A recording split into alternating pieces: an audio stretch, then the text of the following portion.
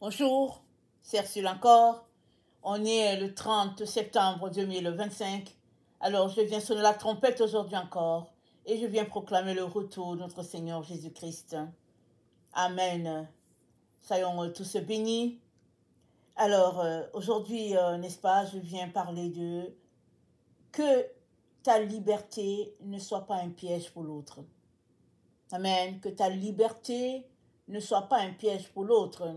Vous savez que avant que Jésus-Christ ne vienne, alors tous ceux-là qui se réclamaient enfants de Dieu, n'est-ce pas, marchaient sous une loi, la loi que Moïse, n'est-ce pas, a eue pour nous. Alors il y avait les 10 commandements, et dans les 10 commandements, il y avait encore des ramifications pour donner plus de détails aux gens, si bien que les gens étaient fermés dans une boîte. Il y avait une façon de faire que si tu ne faisais pas, tu devais aller demander pardon, tu devais faire des sacrifices. Et les gens, au fait, ne marchaient pas dans l'amour. Parce que si une personne te frappait, alors c'était la loi de œil pour œil et puis dent pour dent, alors tu pouvais aussi frapper la personne. Alors voilà un peu comment les gens vivaient. Ils vivaient dans cette méfiance-là et ils vivaient aussi dans cette atmosphère de vengeance constante. Parce que si quelqu'un me fait quelque chose, ah, je vais rendre.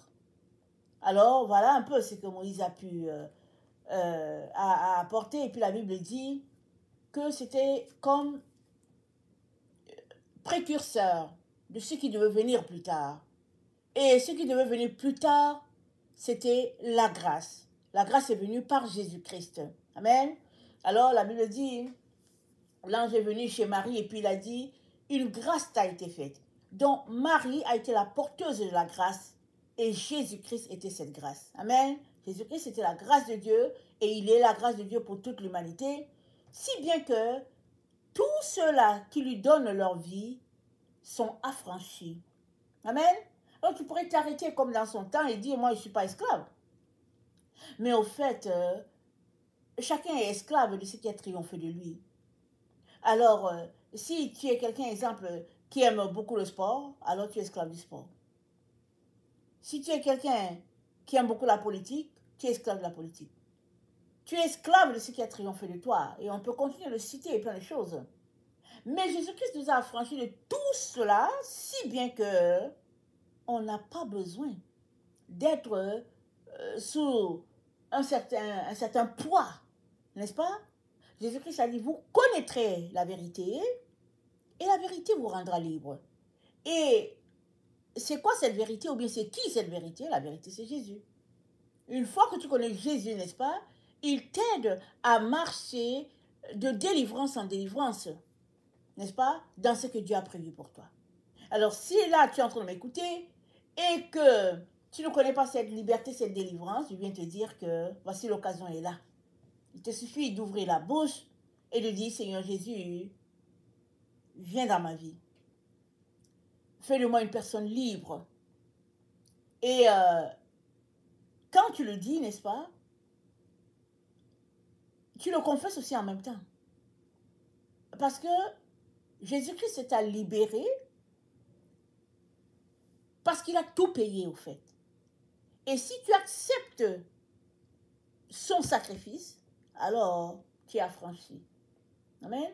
Et maintenant que tu es affranchi, tu as besoin de demeurer dans cette liberté. Amen. C'est comme dans le temps, quand il y avait les esclaves, la vente, n'est-ce pas, d'esclaves. Alors les gens achetaient les esclaves, ils étaient menottés, ils achetaient les esclaves, et puis ils les libéraient. Ceux-là qui étaient bons, ils disent, j'ai acheté, mais leur intention, c'était dans le but de libérer. Parce que, bon, il y avait, vous voyez, il y avait toutes sortes d'esclavages sur la terre. Aujourd'hui encore, il y en a, mais c'est un peu mitigé, c'est un peu caché, si bien que soit on ne voit pas, mais il y a l'esclavage. Tu peux être esclave du péché, tu peux être esclave d'Internet, tu peux être, n'est-ce pas, même esclave de quelqu'un qui t'a payé et puis tu ne sais pas. Il y a toutes sortes d'esclavages sur la terre. Mais Jésus-Christ dit, peu importe que l'esclavage soit de notre temps ou bien du temps passé, Jésus-Christ dit qu'il est venu affranchir tous les esclaves. Alors, n'est-ce pas, je viens te dire, saisis ta liberté aujourd'hui. Crie à Jésus, n'est-ce pas, saisis ta liberté. Parce que chaque fois qu'il passe, n'est-ce pas, il libère, il délivre, peu importe ta situation. Amen. Alors, c'est d'ouvrir sa bouche pour dire, Jésus, je saisis ta délivrance. Je la saisis, Jésus-Christ, merci. Alors, tu es libéré. Maintenant, il faudra que toi-même, tu décides de marcher dans cette liberté, dans cette délivrance, dans cet acquis-là de Jésus. Et c'est là souvent où les choses, n'est-ce pas, bloquent. Et notre texte porte donc sur celui-là qui a été libéré et qui veut faire des autres des esclaves. Ça arrive, n'est-ce pas? On est libéré, on était esclave, c'était difficile. Une fois qu'on est libéré, au lieu de dire, Seigneur, je veux tout faire pour qu'il n'y ait pas d'autres esclaves, on fait la même chose qu'on nous a fait. On s'en va, on s'achète des esclaves, ou bien encore, par notre comportement, on rend les autres esclaves. Alors, allons-y lire les textes que Dieu a pour nous. Je vais commencer par lire 1 Corinthiens 8, le verset 9, et après on va regarder Romains 6. 1 Corinthiens 8, le verset 9, ça dit, « Prenez garde, toutefois, que votre liberté ne devienne pas une pierre d'achoppement pour les faibles. » C'est-à-dire que ta liberté ne soit pas un piège pour l'autre. Alors, quel exemple, n'est-ce pas, qu'on pourrait citer pour se faire comprendre? On peut citer l'exemple de Romains 6, le verset 18. On va voir Romains 6, le verset 18. Romains 6. Le verset 18, ça dit ceci.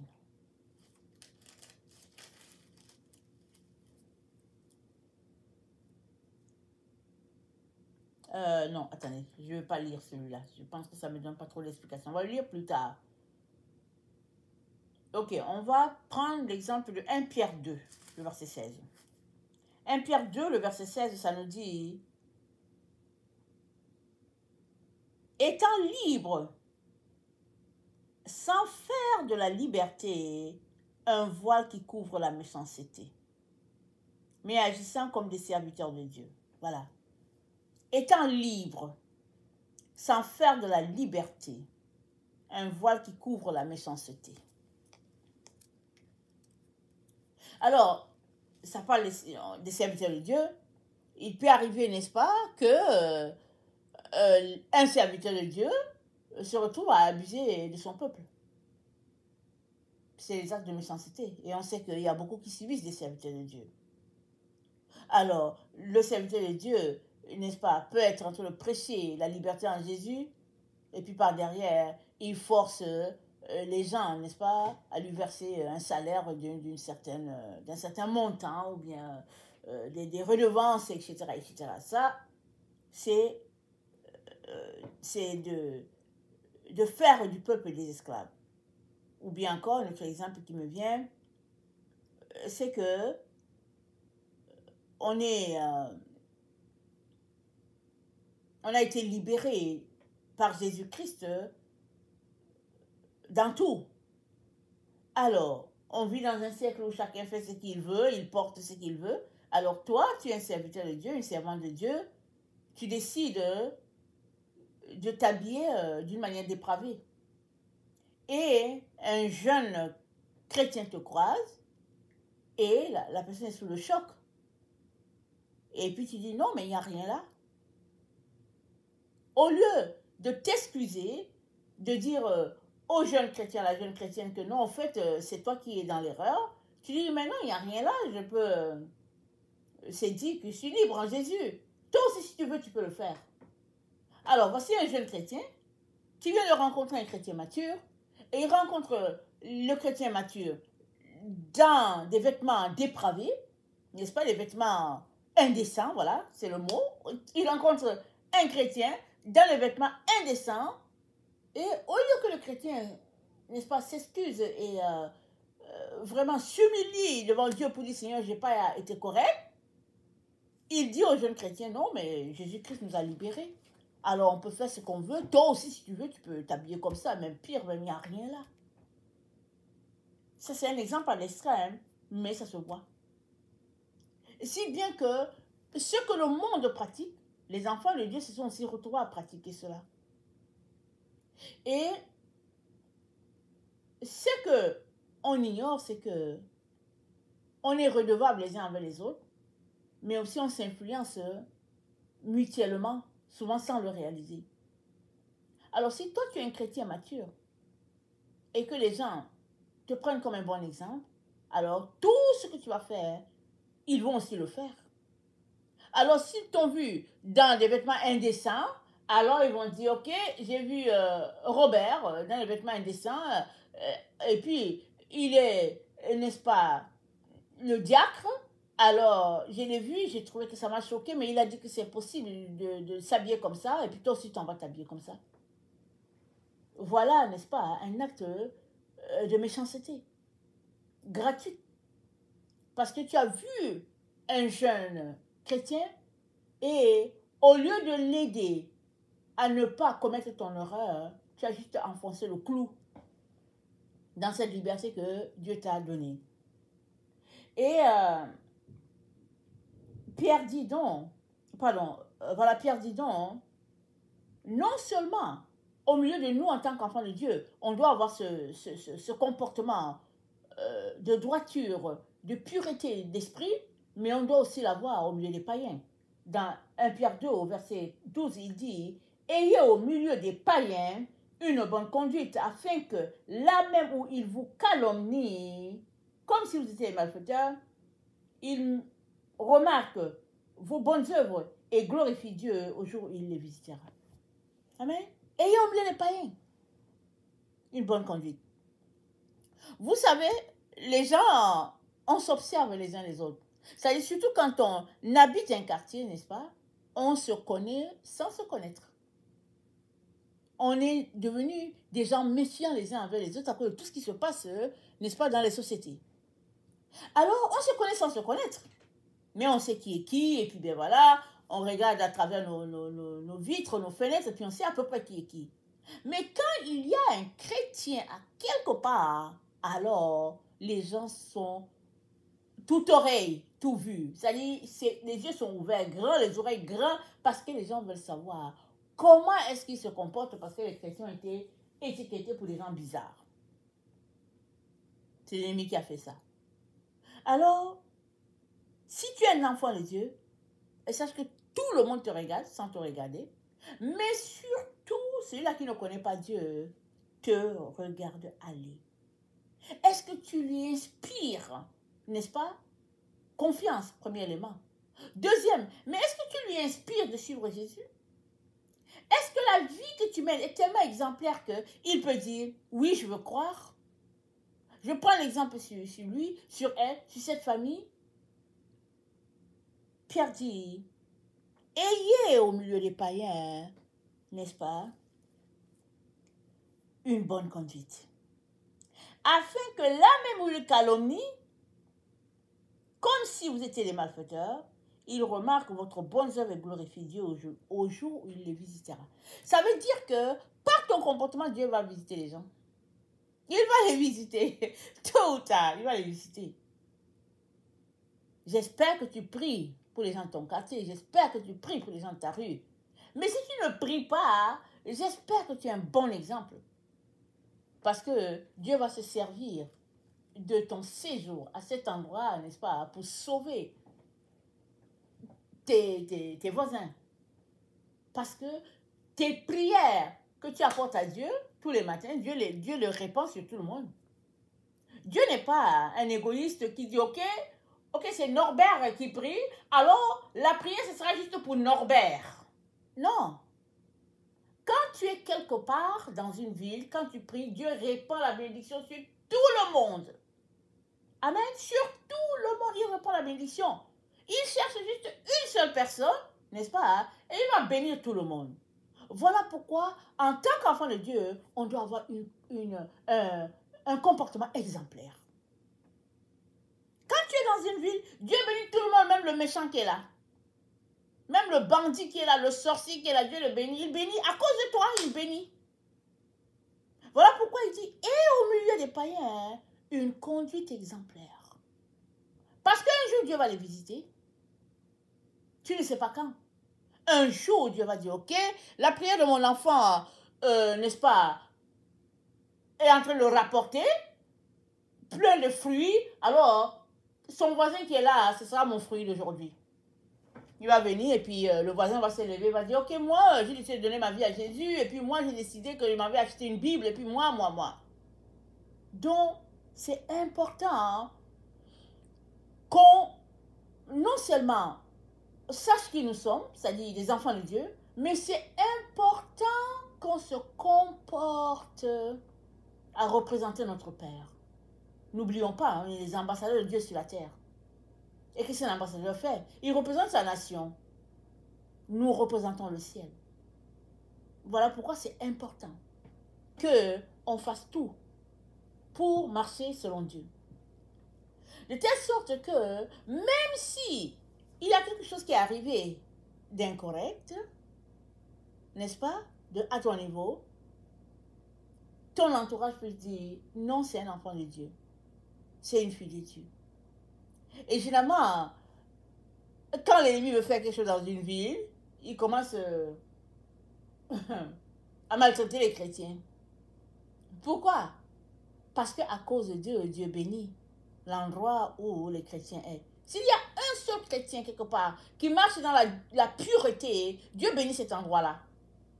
Alors les gens vont faire sortir une loi pour dire, ok, les chrétiens ont fait ceci, on fait cela, et puis bon, on sort une loi, bam. Mais c'est parce que l'ennemi sait qu'il ne peut pas faire grand-chose si ceux-là sont en train de prier. Allez-y lire le livre des Actes des Apôtres, et puis vous allez savoir, n'est-ce pas, comment Dieu a secoué, n'est-ce pas, une ville entière, Jérusalem, à cause des chrétiens. Et puis à chaque fois qu'on enfermait un, ben voilà, les portes s'ouvraient, et puis ils sortaient encore. Et puis la ville était bénie. Il y avait...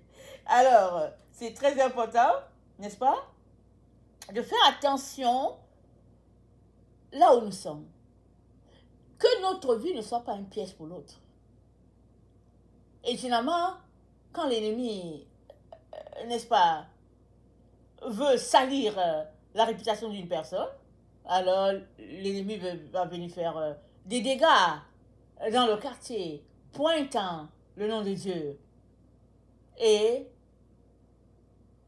Dieu, n'est-ce pas, a ses représentants partout.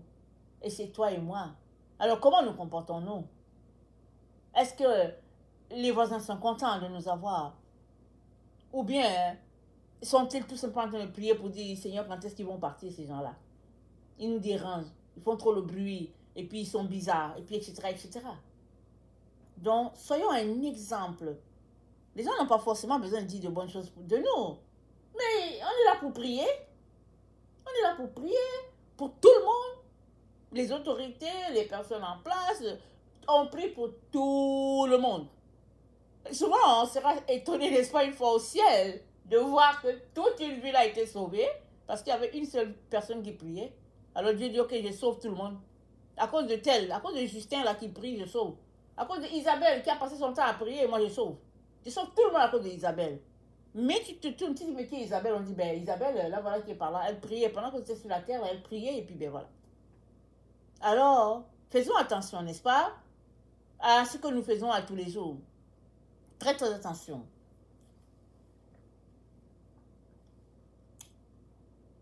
Galates, le verset 13. Galates, le verset 13 nous dit ceci. Excusez-moi.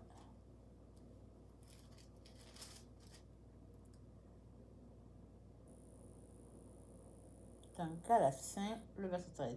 Frères, vous avez été appelés à la liberté, seulement ne faites pas de la liberté un prétexte de vivre selon la chair, mais rendez-vous par la charité, serviteurs les uns des autres. Ne prends pas la liberté que Jésus nous a donnée pour vivre selon la chair. C'est l'exemple qu'on vient de prendre. Je suppose que tu as donné ta vie à Jésus. Et puis, vraiment, en tout cas, pimpant, tout est beau. Et puis, voilà, subitement, tu, tu apprends que Jésus-Christ t'a libéré. Avant, tu passais le temps à ne pas boire l'alcool parce que ça pouvait te rendre malade. Et puis, tu connaissais toutes les conséquences. Et puis, vraiment, tu t'étais abstenu de boire l'alcool. Et puis, subitement, tu entends que Jésus-Christ t'a libéré. Tu dis, ok, donc je peux boire, je peux boire. Et tu te mets à boire l'alcool. On te dit, mais qu'est-ce qui se passe? Tu dis, mais Jésus m'a libéré. Jésus m'a libéré et tu te mets à boire l'alcool. Donc, un comportement qui ne cadre pas. Mais, pourquoi est-ce que tu bois l'alcool maintenant? C'est parce que tu as une connaissance ou bien une compréhension nouvelle que Jésus t'a libéré. Mais les conséquences, n'est-ce pas, de ce que tu fais sont aussi graves, n'est-ce pas, que lorsque tu étais dans le monde. Parce que ce que tu consommes là, c'est pas bon pour ton corps. Mais c'est un comportement de chair. Alors tu es là, te comportant dans la chair, et puis racontant, qui veut t'entendre que non, Jésus m'a libéré, Jésus m'a libéré. La parole de Dieu nous dit, non, on n'a pas à se comporter comme ça. Si Jésus-Christ nous a libérés, alors nous devons être un modèle, un exemple, n'est-ce pas, de grâce, de bonté, de vérité. Et la Bible dit, vous êtes la lumière du monde. Vous êtes le sel de la terre. Alors, comment toi et moi pouvons-nous être lumière du monde et sel de la terre si dans nos comportements, n'est-ce pas, il y a de quoi redire? Comment pouvons-nous être lumière? Amen.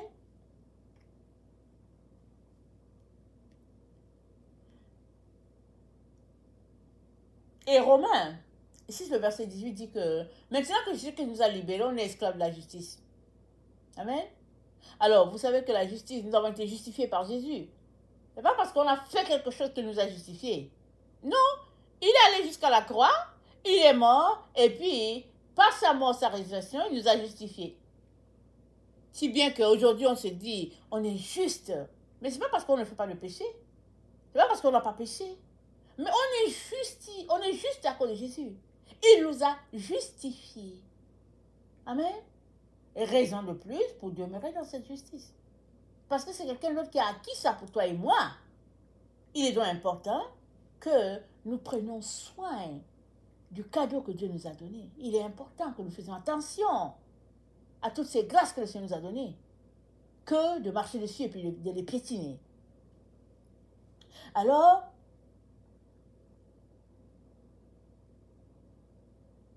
nous sommes appelés, amen, à marcher dans l'amour à tous les jours, afin que cette liberté que Jésus nous a acquise se prolonge et se propage aux alentours.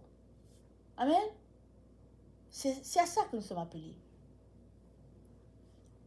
Et il arrive aussi souvent que, n'est-ce pas, on mûrit dans la maison de Dieu et on devient un leader appointé dans la congrégation pour laquelle on est là et puis tout. Et notre poste, le poste qu'on occupe, pourrait nous amener, n'est-ce pas, à abuser de plusieurs. Voilà pourquoi il est très important de marcher dans l'amour, de demeurer dans l'amour et d'éviter toute occasion, n'est-ce pas, où on pourrait tomber et puis entraîner avec nous un bon groupe. Ce serait important de demeurer toujours dans la présence de Dieu. Parce que tant et aussi longtemps qu'on demeure en communion avec notre Dieu, il est notre force et il nous donne de passer à travers tous ces moments difficiles-là, tous ces pièges de l'ennemi, tous ces plans cachés, n'est-ce pas, que les gens orchestrent ça et là contre les enfants de Dieu. Il est important, n'est-ce pas, de ne pas être une pierre d'achoppement, n'est-ce pas, pour l'autre. Alors,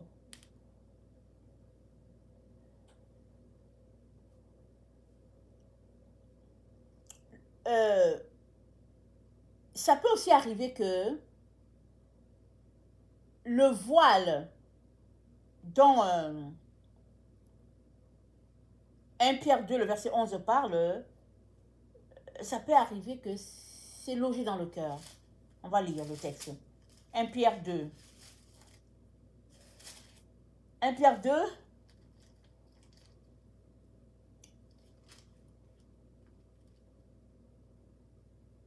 Attendez.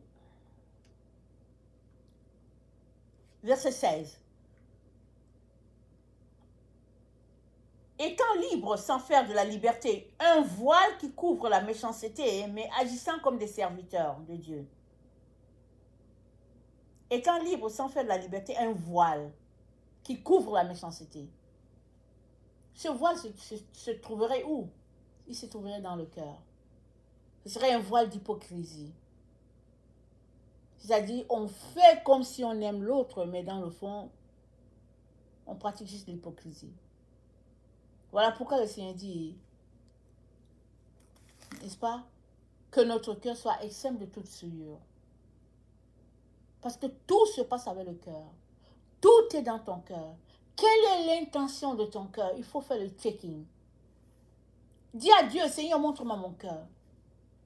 La Bible dit, le cœur est rempli de déception. On ne le connaît pas nous-mêmes. Mais prenons l'habitude de dire au Seigneur, Seigneur, montre-moi mon cœur. Et quand il va te le montrer, ne te fâche pas contre lui. Hein? C'est toi qui as demandé. Mais c'est important de demander, Seigneur, montre-moi mon cœur. Comment est-ce que mon cœur agit? Et le Seigneur est tellement bon, n'est-ce pas, qu'il va te le montrer. Afin que tu enlèves de toi tous ces pièges-là qui y sont logés et que tu deviennes une personne délivrée, n'est-ce pas, de tout acte d'hypocrisie, de mensonge, de tout voile. Parce que là, oui, quand la Bible parle de voile, elle parle, n'est-ce pas, d'un spot noir, quelque chose de sombre, quelque chose qui vient cacher la lumière. Alors Pierre dit, il ne faut pas qu'il y ait ce voile-là qui couvre la méchanceté. Et la méchanceté, on sait, c'est logé à l'intérieur de nous, comme la bonté. C'est deux forces qui se bousculent à tout moment. La méchanceté, la bonté, le mal et le bien. Maintenant, à chacun, n'est-ce pas, de nous, de travailler, n'est-ce pas, de manière à laisser aller le mal, la méchanceté. Et si on crie à Dieu, il va venir à notre secours. Il va nous aider à faire toute la place à Dieu, laissant de côté tous les autres motifs, ça et là. Amen. Alors, la parole de Dieu demeure éternellement. N'est-ce pas? Elle demeure éternellement. On ne peut pas la changer, on ne peut pas la modifier. C'est nous qui devons être changés. C'est nous qui devons être modifiés. Amen. Plus on va s'approcher du Seigneur, mieux on aimerait encore être avec lui. Et puis, sa gloire, n'est-ce pas, va tout simplement se répandre dans nos différents cœurs. Amen. Que le Seigneur bénisse sa parole et que sa joie, n'est-ce pas, soit notre force en ce jour et que nous puissions jouir de la liberté que Jésus-Christ nous a donnée sans pour autant nuire à la vie de l'autre. Amen. Que le Seigneur bénisse sa parole et que sa joie soit notre force. Amen et alléluia. Amen.